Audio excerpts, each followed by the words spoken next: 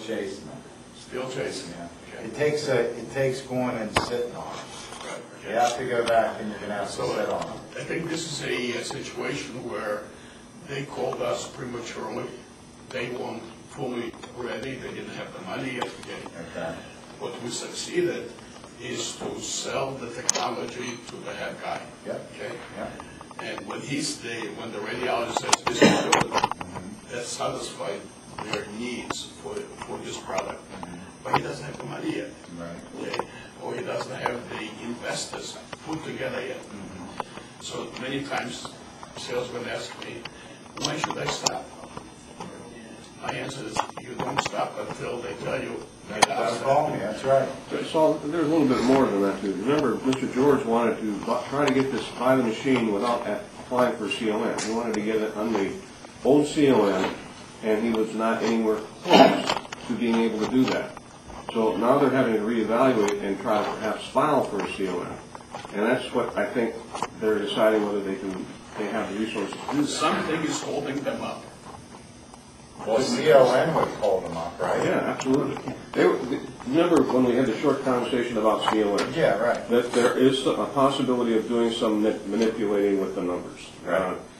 Probably the state wouldn't like it. I'm sure the state wouldn't like it, but in some cases, perhaps, like we talked about, there's a limit of $1.5 million. That includes build out, all of that sort of thing. Mr. George was going to try to, and he had, was it 1.2 million he said he could spend? There was going to be some manipulation to try to get this underneath the CON application. And I think that's what the holdup is, that they're not going to be able to move on that in that direction. That becomes a true objection. I mean, there's a circumstance like that.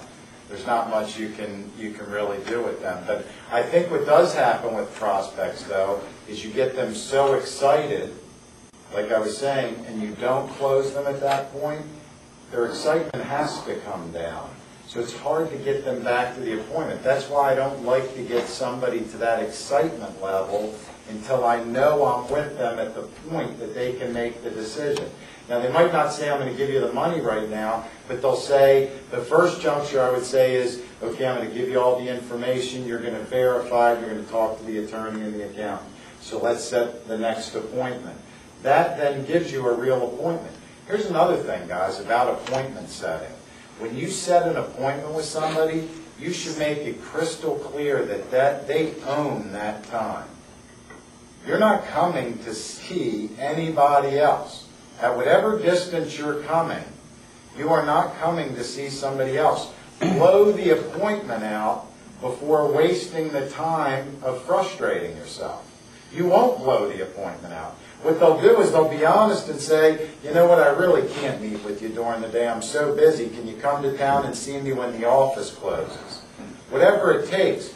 But if you don't commit them to making a decision, it's kind of funny. I'll use an example because we can say it. Israelis are notorious in general that if you give them a leeway of time, they will never be at the appointment. But if you get them to commit 10 o'clock sharp and I'm giving it to you, they will be there every single time. That little bit of float that you give allows people what they feel is an out. But you're traveling hundreds of miles maybe. You might be taking a flight to see them.